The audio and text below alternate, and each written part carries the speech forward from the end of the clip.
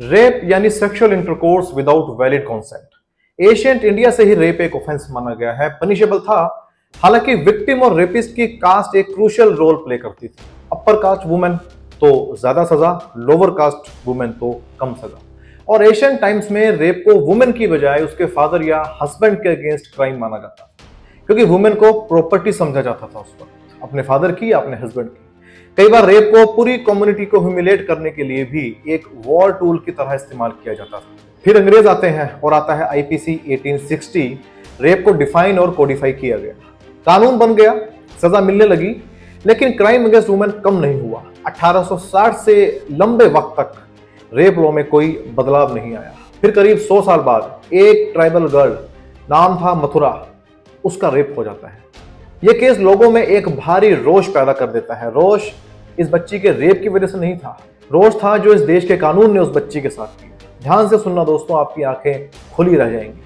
यहाँ कुछ कहेंगे कि मैं उस रेप विक्टिम का नाम कैसे ले पा रहा हूं, जो कि रेप विक्टिम का नाम लेना, डिस्क्लोज करना इलीगल है। इसी केस में ही इस बात का जवाब भी आपको मिल जाएगा। बात है 1972 की। एक ट्राइबल लड़की नाम मथुरा, 14 से 16 साल की उम्र, वो एक अपने ही उम्र की लड़के के साथ रहने लग जाती है। लिव इन में रहना, right to choose life partner, उस ट्राइबल कम्युनिटी में ट्रेडिशन था। यह रिलेशन उसके भाई को नामंजूर था। भाई पुलिस में कंप्लेंट करता है कि उसकी बहन जो कि नाबालिग है उसका किडनैप हो गया है।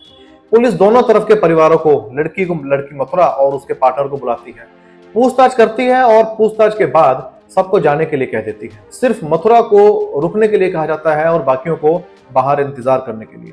यहाँ दो पुलिस वाले, गणपत और तुकाराम, इस लड़की मथुरा का पुलिस कस्टडी में, पुलिस स्टेशन में ही रेप कर देते हैं।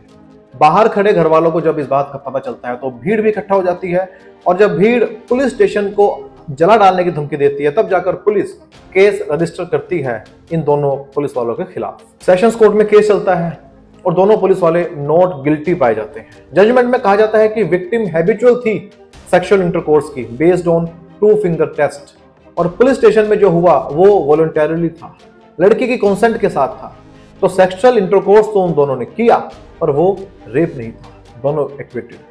मथुरा की तरफ से अपील जाती है हाई कोर्ट में। हाई कोर्ट ने लोअर कोर्ट की जजमेंट को सेट असाइड किया और दोनों पुलिस वालों को गिल्टी माना, ये कह के कि किसी डर या सीरियस थ्रेट की वजह से अगर पैसिव सबमिशन है तो उसे कंसेंट नहीं कहा जा सकता है। दोनों हेल्ड गिल्टी।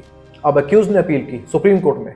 यहां सुप्रीम कोर्ट ने हाई कोर्ट की जजमेंट को सेट असाइड कर दिया और दोनों अक्यूज को एक्विट कर दिया, ये कहकर कि क्योंकि मथुरा ने कोई शोर नहीं मचाया, उसकी बॉडी पर कोई इंजरी मार्क नहीं, यानी उसने कुछ रेजिस्टेंस नहीं दिखाई, उसने रेजिस्ट नहीं किया, और कोर्ट ने यह मान लिया कि जो हुआ वो कंसेंशुअल था, इसलिए जो हुआ वो रेप नहीं था।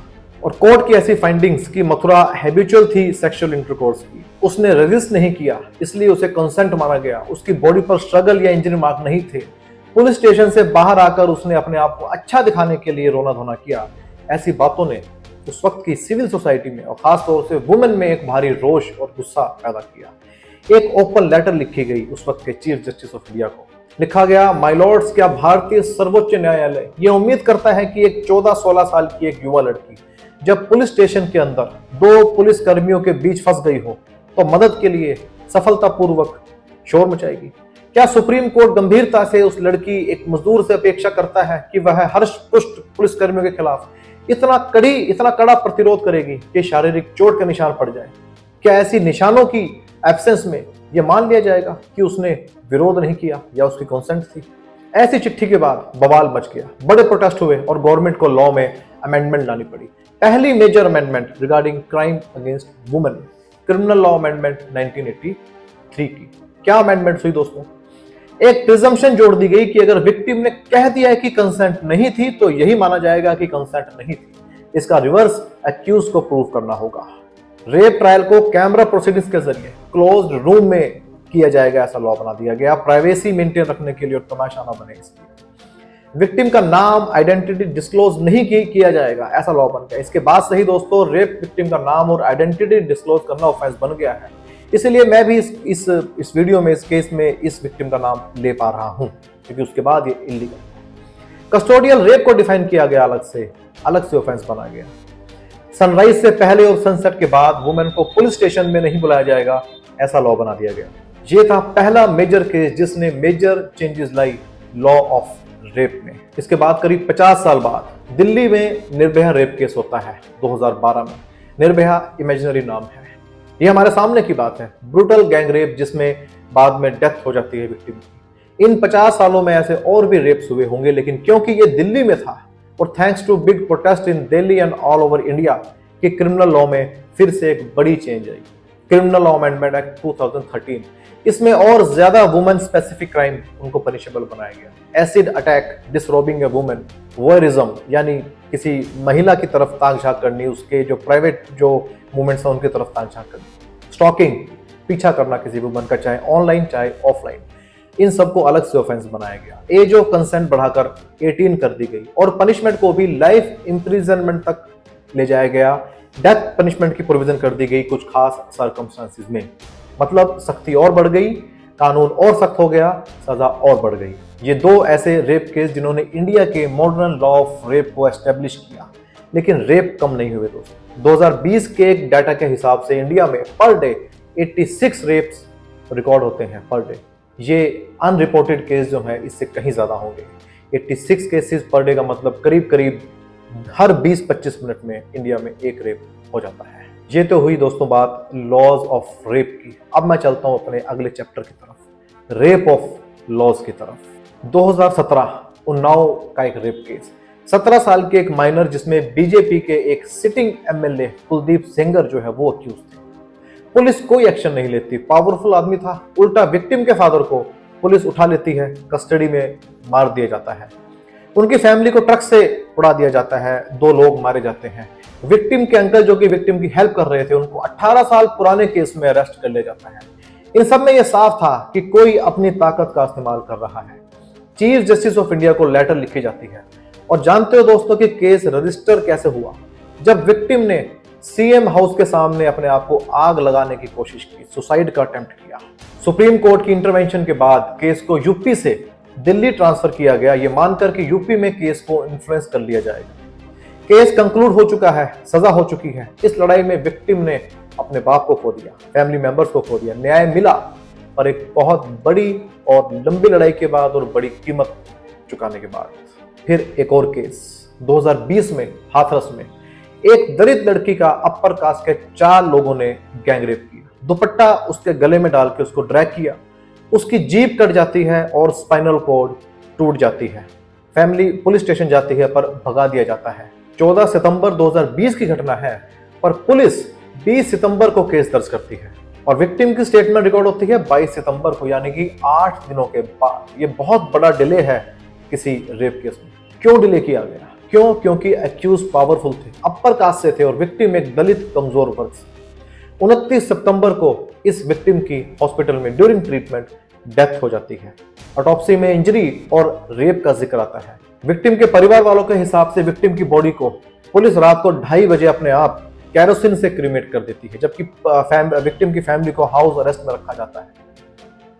पूरे मामले को हशअप करने की कोशिश की गई। फोर्स्ड क्रीमेशन का कोग्निजेंस इलाहाबाद हाईकोर्ट लेती है और कहती है कि the incidents which took place after the death of the victim on 29/9/2020 leading up to her cremation as alleged have shocked our conscience. Accused के फेवर में लोगों ने रैली निकाली। जी हाँ दोस्तों, सही सुना आपने, रेप एक्यूज के फेवर में रैली निकाली जाती है। रैली बीजेपी के जुड़े लोगों ने निकाली थी।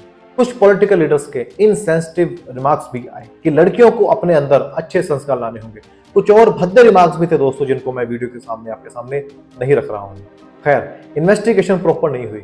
जब लोगों के प्रोटेस्ट हुए तो सीबीआई को केस दिया गया। हालांकि विक्टिम के परिवार की डिमांड जुडिशियल प्रोब की थी। ट्रायल चला तो 3 एक्विट हो गए और 1 को सजा। रेप नहीं प्रूव हो पाया। ऐसा माना जा रहा है कि इम्प्रॉपर इन्वेस्टिगेशन की वजह से ऐसे एविडेंस नहीं कलेक्ट हो पाए जिनसे रेप प्रूव हो पाता। खुद जब विक्टिम की स्टेटमेंट ही 8 दिनों बाद रिकॉर्ड हुई थी, तो अच्छे खासे लॉ होने के बावजूद न्याय नहीं हो पाया। तो दोस्तों, पहले के वो 2 केस जिन्होंने लॉ ऑफ रेप को एस्टेब्लिश किया और ये वो 2 केस जिन्होंने रेप ऑफ लॉ की मिसाल कायम की। ऐसे और मामले भी होंगे अनरिपोर्टेड, जहां विक्टिम अपनी आवाज नहीं उठा सकी होगी। अब रिसेंट मामले पर आ जाते हैं। कलकत्ता डॉक्टर के रेप और मर्डर से लोगों में जबरदस्त रोष है। प्रोटेस्ट हो रहे हैं, हॉस्पिटल्स में काम बंद किया हुआ है, स्ट्राइक चल रही है। ना सिर्फ मेडिकल फील्ड से जुड़े लोग बल्कि आम लोग भी प्रोटेस्ट में शामिल हैं। कुछ लोग अक्यूज को हैंग करने की डिमांड कर रहे हैं, पब्लिकली मारने की बात कर रहे हैं। अब इस केस में क्योंकि मर्डर भी है तो पनिशमेंट कैपिटल पनिशमेंट भी हो सकती है, ये ट्रायल के बाद कोर्ट तय करेगी। लेकिन एक सवाल जो डिस्टर्बिंग है इस केस में वो ये कि क्यों वो डॉक्टर कॉन्फ्रेंस हॉल में रेस्ट कर रही थी, क्यों उसे मजबूर होना पड़ा कि अपने रूम या अपने घर जाने की बजाय उसने कॉन्फ्रेंस हॉल में रुकना ज्यादा ठीक समझा। क्यों? क्योंकि उसके पास एक बेटर ऑप्शन नहीं होगी। पहली बात तो लॉन्ग वर्किंग आवर्स और ऑड वर्किंग आवर्स अवॉइड होने चाहिए, खास तौर से फीमेल एम्प्लॉइज के लिए। और अगर काम की जरूरत के हिसाब से ओवर टाइम करना भी पड़े तो एम्प्लॉयर या मैनेजमेंट इस बात को इंश्योर करे कि फीमेल एम्प्लॉइज के लिए प्रॉपर रेस्ट रूम की प्रोविजन विद प्रॉपर सेफ्टी होनी चाहिए। अगर उस विक्टिम डॉक्टर के हॉस्पिटल में एक डेजिग्नेटेड रेस्ट रूम होता जो कि proper comfortable, with in reach और सेफ होता तो विक्टिम डॉक्टर को क्यों कॉन्फ्रेंस रूम में जाना पड़ता रेस्ट करने के लिए। ठीक है, जिसने गलत काम किया उसे सजा मिले, पर क्या मैनेजमेंट की गलती इसमें नहीं थी कि एक सेफ वर्किंग एटमॉस्फेयर देना एम्प्लॉयर की ही रिस्पॉन्सिबिलिटी है, और अगर कुछ गलत हो जाए तो लायबिलिटी भी एम्प्लॉयर की ही फिक्स होनी चाहिए। अगर एम्प्लॉयर फीमेल एम्प्लॉइज से ओवर टाइम करवा रहा है, ऑड टाइमिंग्स में आना पड़ रहा है फीमेल्स को, तो सेफ्टी भी इंश्योर करनी होगी। कानून सख्त कर देने से, सजा बढ़ा देने से ठीक है एक स्पेसिफिक केस में पब्लिक का गुस्सा जो है वो शांत हो जाएगा, लेकिन ऐसी घटना ना हो इस पर काम होना चाहिए, ज्यादा होना चाहिए, प्रिवेंशन की तरफ ध्यान होना चाहिए। ऐसे सर्कमस्टांसेस ही राइज ना हो, ऐसी डेंजरस सिचुएशन ही ना हो जिसमें फीमेल एम्प्लॉइज को जाना पड़े कि उनके साथ कुछ गलत हो सके। और ऐसा सेफ एटमॉस्फेयर क्रिएट करना गवर्नमेंट का काम है, वर्क प्लेस पर एम्प्लॉयर का काम है। यहाँ दोस्तों भवरी देवी रेप केस, उसका जिक्र करना भी जरूरी है। राजस्थान का मामला था जिसके बाद सुप्रीम कोर्ट ने विशाखा गाइडलाइंस बनाई और जो बाद में पोश एक्ट में यानी prevention of sexual harassment at work place 2013 बन गया। क्या उस एक्ट की कंप्लायंस प्रॉपर हो रही है? आप कहीं भी काम करते हो, आपके एम्प्लॉयर को पोश एक्ट की कंडीशंस को कंप्लाई करना मैंडेटरी है। इसका चेक डिस्ट्रिक्ट के डीसी को रखना होता है, लेकिन हम प्रैक्टिस में देखते हैं कि इक्का दुक्का या बड़े इंस्टीट्यूशंस को छोड़कर कोई नहीं करता है इसकी कंप्लायंस, कोई पूछता नहीं है। मेरी आपसे भी एक रिक्वेस्ट है कि आप चाहे फीमेल हैं चाहे मेल हैं, एटलीस्ट अपने काम करने की जगह को, अपने ऑफिस को एक सेफ और सिक्योर जगह बनाने की कोशिश करें। पोश एक्ट के रिगार्डिंग पढ़ें, अपने एम्प्लॉयर से बात करें, समझाएं ना समझे, लड़ना पड़े तो लड़े भी, पर अपने वर्क प्लेस पर इसे इंप्लीमेंट करवाएं। कुछ होने के बाद सजा देने से बेहतर है कि प्रिवेंशन की जाए। लेकिन याद रहे दोस्तों, प्रिवेंशन के नाम पर लड़कियों पर किसी तरह की पाबंदी, किसी तरह की बंदिश ना लगने पाए। खुली हवा में सांस लेना, बेखौफ रहना वुमेन का राइट है और इस सिस्टम की जिम्मेदारी। दोस्तों ये थी हमारी आज की वीडियो। अगर अच्छी लगे तो लाइक कीजिए, शेयर कीजिए, चैनल को सब्सक्राइब नहीं किया तो कर लीजिए। मैं आपका दोस्त एडवोकेट विपिन कुमार, फिर मिलेंगे दोस्तों। नमस्कार।